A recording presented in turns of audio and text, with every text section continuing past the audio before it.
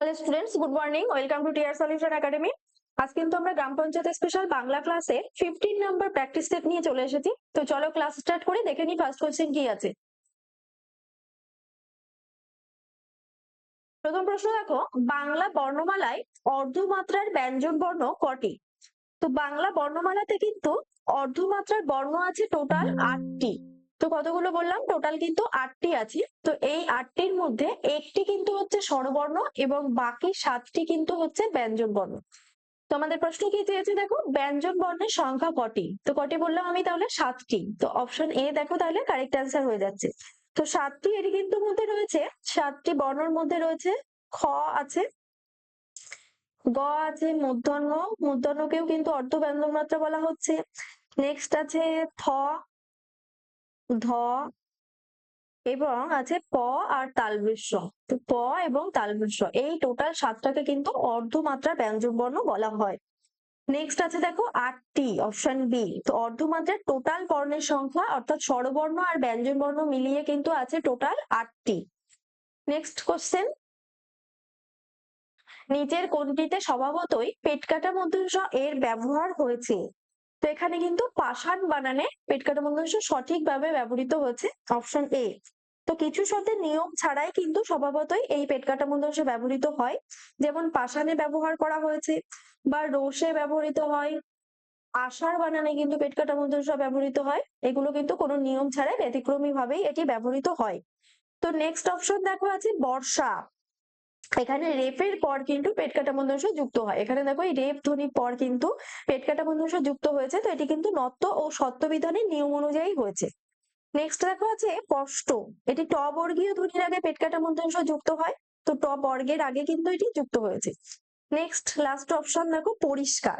তো এখানে কিন্তু ইকারান্ত উপসর্গের পর এটি এই পেট কাটা মধ্যাংশ যুক্ত হয়েছে। নেক্সট কোশ্চেন দেখে নাও, নিচের কোন বানানটি শুদ্ধ? তো এখানে কি বানান দিয়েছে দেখো, শারীরিক। তো শারীরিক বানানের শুদ্ধ বানান কিন্তু হচ্ছে ফার্স্ট অপশন এ হয়ে যাচ্ছে। কেন না, শরীর শব্দ কিন্তু ইক প্রত্যয় যুক্ত হয়েছে। এখানে ইক প্রত্যয় যুক্ত হয়ে সেটি কিন্তু শারীরিক হচ্ছে। তো বানানে কিন্তু র এবং দীর্ঘই দীর্ঘকার কিন্তু র এর দীর্ঘি যুক্ত হয়েছে, ফার্স্ট দীর্ঘিকার হবে এবং দ্বিতীয় রতে কিন্তু এখানে রস্যই অর্থাৎ রস্যিকার যুক্ত হবে। নেক্সট কোশ্চেন, সংবাদ এর সন্ধি বিচ্ছেদ কোনটি? তো সংবাদকে আমি যদি সন্ধি বিশ্লেষণ করি তাহলে আমি কি পাবো, যে স প্লাস বাদ এটি কিন্তু যুক্ত হয়ে এই সংবাদ শব্দ কিন্তু গঠন হচ্ছে। তো এটি দেখো সম প্লাস বাদ, অপশন বি হয়ে যাচ্ছে সঠিক আনসার। কেন হচ্ছে না, ব্যঞ্জন সন্ধির নিয়ম অনুযায়ী হচ্ছে, যদি ময় হসন্ত থাকে, এই ময় হসন্ত এর পরে যদি অন্তস্থ ধ্বনি যে কোনো একটা ধ্বনি থাকে, অন্তস্থ ধ্বনি অর্থাৎ অন্তর্জ র, ল এবং ব এগুলো যদি থাকে যে কোনো একটা, তো এই উভয়ে মিলে কিন্তু সেখানে ময়ের স্থানে অনুস্বর যুক্ত হয়। এখানে দেখো অনুস্বর যুক্ত হয়েছে সংবাদ ধ্বনিতে। নেক্সট কোশ্চেন দেখো, গড় হাজির শব্দে এই গড় কোন ভাষার উপসর্গ? তো এটি কিন্তু আরবি ভাষার উপসর্গ। তো অপশন বি দেখো হচ্ছে কারেক্ট আনসার। তো গড় এটি কিন্তু আরবি উপসর্গ। আরবি ভাষার উপসর্গ আরো রয়েছে দেখো, যেমন রয়েছে আম বা খাস, লা, এগুলো কিন্তু আরবি ভাষার উপসর্গ রয়েছে।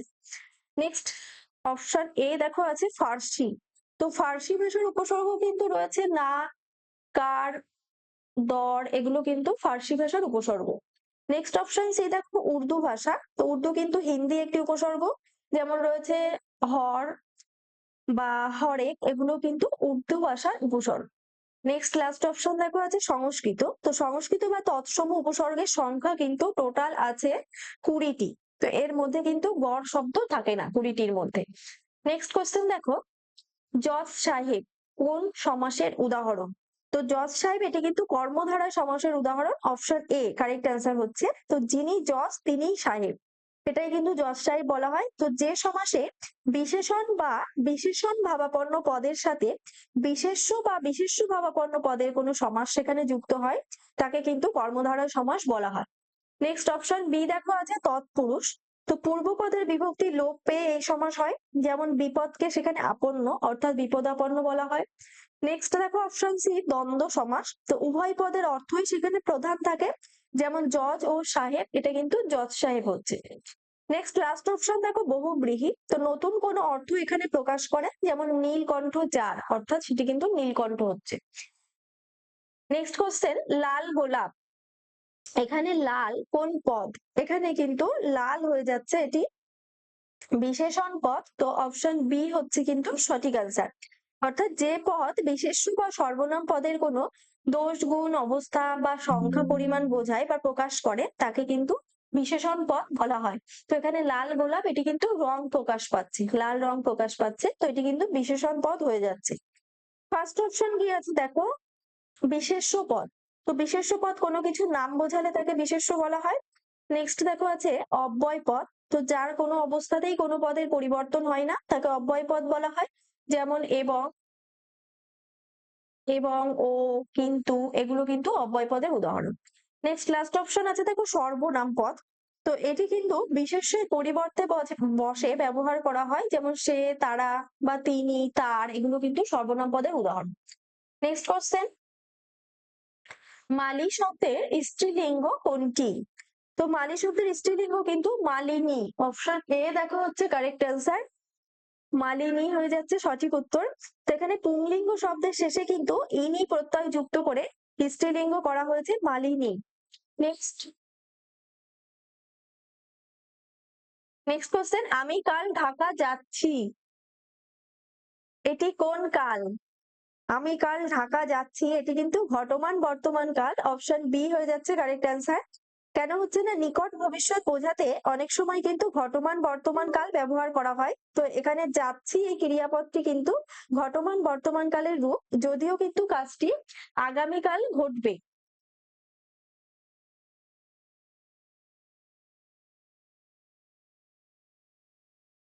ফার্স্ট অপশন দেখো আছে সাধারণ বর্তমান। তো কাজ বর্তমানে সাধারণভাবে কোনো কিছু ঘটে বোঝালে সেটি কিন্তু সাধারণ বর্তমান বোঝায়। নেক্সট আছে দেখো ঘটমান ভবিষ্যৎ। তো ভবিষ্যতে কোনো কাজ চলতে থাকবে এরকম বোঝালে সেটি কিন্তু ঘটমান ভবিষ্যতের আদর্শ উদাহরণ হয়ে থাকে। নেক্সট লাস্ট অপশন দেখো হচ্ছে সাধারণ ভবিষ্যৎ। তো ভবিষ্যতে কোনো কাজ ঘটবে এরকম বোঝালে সেটি কিন্তু সাধারণ ভবিষ্যৎ হয়। চলো তো নেক্সট কোশ্চেন দেখে নেব, বাবা বাড়ি নেই, বাড়ি কোন কারক? তো এটি কিন্তু বাড়ি হচ্ছে অধিকরণ কারক। কেন বোঝাচ্ছে অধিকরণ কারক না, অধিকরণ কারক কিন্তু কোনো ক্রিয়া সম্পাদন কালের সময় বা কোনো স্থান বোঝালে সেটি কিন্তু অধিকরণ কারক বোঝায়। তো বাড়ি, বাড়ি এই শব্দকে কিন্তু একটি জায়গা বোঝাচ্ছে বা কোনো স্থান বোঝাচ্ছে, তাই এটি কিন্তু অধিকরণ কারক হচ্ছে এবং শূন্য বিভক্তি হচ্ছে। তো ফার্স্ট অপশন দেখা হচ্ছে কর্মকারক, অপশন এ। তো কর্তা যাকে আশ্রয় করে কোনো কাজ সম্পাদন করে তাকে কিন্তু কর্মকারক বলা হয়। নেক্সট দেখো অপশন বি আছে করণ কারক। তো যার দ্বারা কোনো কাজ সম্পাদন করা হয় তাকে কিন্তু করণ কারক বলা হয়। নেক্সট অপশন সি দেখো আছে অপাদান কারক। তো যা কোনো কিছু থেকে বা বিচ্যুত অর্থে ব্যবহার করা হয় বা হইতে বোঝায় তাকে কিন্তু অপাদান কারক বলা হয়। নেক্সট কোশ্চেন দেখে নেব, সত্য কথা না বললে বিপদে পড়বে, এটি কোন বাক্য? সত্য কথা না পড়লে বিপদে পড়বে, তো এটি কিন্তু সরল বাক্য হচ্ছে, অপশন এ। কেন হচ্ছে না, যে বাক্যে একটি মাত্র সমাপিকা ক্রিয়া থাকে তাকেই কিন্তু সরল বাক্য বলা হয়। তো এখানে দেখো বলেছে বললে, তো এটি কিন্তু হচ্ছে অসমাপিকা ক্রিয়া, এবং পড়বে এটি কিন্তু সমাপিকা ক্রিয়া। তো পড়বে একটি সমাপিকা ক্রিয়া থাকছে, সেজন্য কিন্তু এটি সরল বাক্য হচ্ছে। নেক্সট অপশন বি দেখো আছে যৌগিক বাক্য। তো একটি স্বাধীন বাক্য সংযোজক অব্যয় দিয়ে যুক্ত হলে, যেমন এবং, কি, কিন্তু, এগুলো দিয়ে যুক্ত হলে সেটি কিন্তু যৌগিক বাক্য হয়ে থাকে। নেক্সট আছে দেখো জটিল বাক্য, অপশন সি। তো একটি প্রধান বাক্যের উপর যদি একটি বা একাধিক নির্ভরশীল বাক্য যুক্ত হয় সেটি কিন্তু জটিল বাক্য হয়ে থাকে, এবং জটিল বাক্যেরই কিন্তু আরেকটি রূপ হচ্ছে মিশ্র বাক্য। নেক্সট কোশ্চেন দেখে নাও, কোথায় যাওয়া হচ্ছে, এটি কোন বাচ্যের উদাহরণ? তো এটি কিন্তু হচ্ছে ভাব বাচ্য, অপশন সি হয়ে যাচ্ছে কিন্তু কারেক্ট অ্যান্সার। তো যে বাক্যে কর্তার উল্লেখ থাকে না বা কর্তার চেয়ে ক্রিয়াই সেখানে ভাব প্রধান হয়ে ওঠে তাকে কিন্তু ভাব বাচ্য বলা হয়ে থাকে। তো বাকি অপশনের ব্যাখ্যা একটু জেনে নেবো আমরা। ফার্স্ট দেখো আছে কর্তৃবাচ্য। এখানে কর্তার প্রাধান্যই প্রধান থাকবে। কর্মবাচ্য নেক্সট অপশন। তো এখানে কর্মের প্রাধান্য প্রধান থাকে। অ্যান্ড লাস্ট অপশন দেখো কর্ম কর্তৃবাচ্য। তো এটি কিন্তু কর্মকর্তার মতোই কাজ করে থাকলে সেটি কিন্তু কর্ম কর্তৃবাচ্যের উদাহরণ হয়ে থাকে। নেক্সট কোশ্চেন দেখো, গতকাল থাকলে পরোক্ষ উক্তিতে কি হয়?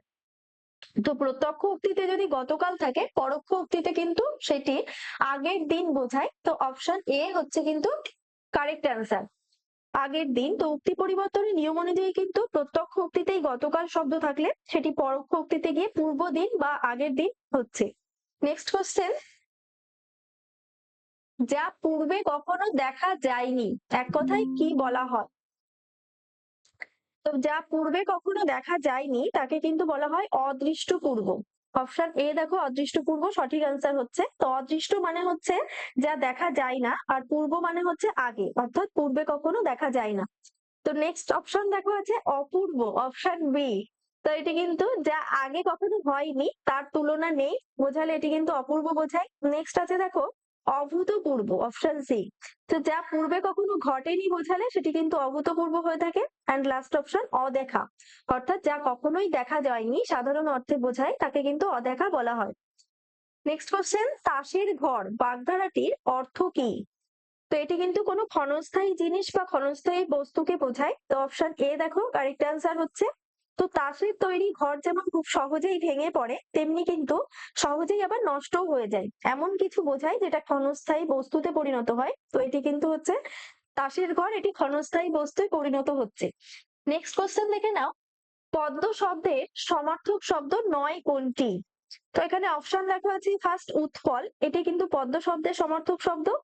নেক্সট আছে দেখো অরবিন্দ, তো এটিও পদ্মের সমার্থক শব্দ। নেক্সট অপশন সি দেখো কমল, এটিও কিন্তু পদ্মেরই একটি সুপরিচিত সমার্থক শব্দ। এন্ড লাস্ট অপশন দেখা আছে কুরঙ্গ, তো কুরঙ্গ শব্দের অর্থ কিন্তু হচ্ছে হরিণ। তো অপশন ডি হচ্ছে তাহলে কারেক্ট আনসার। নেক্সট কোশ্চেন দেখো, প্রমাদ, প্রমাদ শব্দের অর্থ কি? তো প্রমাদের অর্থ কিন্তু কোনো বিপদ বা ভুল কিছু বোঝায়। তো অপশন বি দেখো কারেক্ট অ্যান্সার হচ্ছে। প্রমাদের অর্থ কিন্তু হচ্ছে অনবধানতা, অর্থাৎ ভুল ভ্রান্তি বা কিছু ঘোর বিপদযুক্ত অর্থকে প্রকাশ করে থাকে। তো বাকি অপশন আমরা একটু জেনে নেব। ফার্স্ট দেখো আছে আনন্দ, অপশন এ। তো আনন্দ শব্দের সমার্থক শব্দ বোঝায় কিন্তু উল্লাস বা কোনো হর্ষ অর্থ প্রকাশ করে। নেক্সট আছে দেখো প্রমাণ, অপশন সি। তো প্রমাণের সমার্থক শব্দ কিন্তু কোনো সাক্ষ্য বা দলিল। এন্ড লাস্ট অপশন দেখা আছে প্রবাদ, অপশন ডি। তো প্রবাদের সমার্থক শব্দ কিন্তু লোককথা বা জনশ্রুতি বোঝানো হয়ে থাকে। নেক্সট কোশ্চেন দেখো, সঞ্চিতা কার কাব্য সংকলন? তো সঞ্চিতা এটি কিন্তু হচ্ছে কাজী নজরুল ইসলামের কাব্য সংকলন। তো অপশন বি হচ্ছে কিন্তু কারেক্ট অ্যান্সার। তো এটি কিন্তু বিদ্রোহী কবি কাজী নজরুল ইসলামের একটি বিখ্যাত কাব্য সংকলন। তো বাকি দেখো, ফার্স্ট অপশন আছে রবীন্দ্রনাথ ঠাকুর, তো তার বিখ্যাত কাব্য সংকলন কিন্তু সঞ্চয়িতা বলা যায়। নেক্সট আছে দেখো সুকান্ত ভট্টাচার্য, তার বিখ্যাত কাব্য কিন্তু ছাড়পত্র রয়েছে। লাস্ট অপশন জসীমউদ্দিনের বিখ্যাত কাব্য কিন্তু রয়েছে নকশিকাঁথার মাঠ।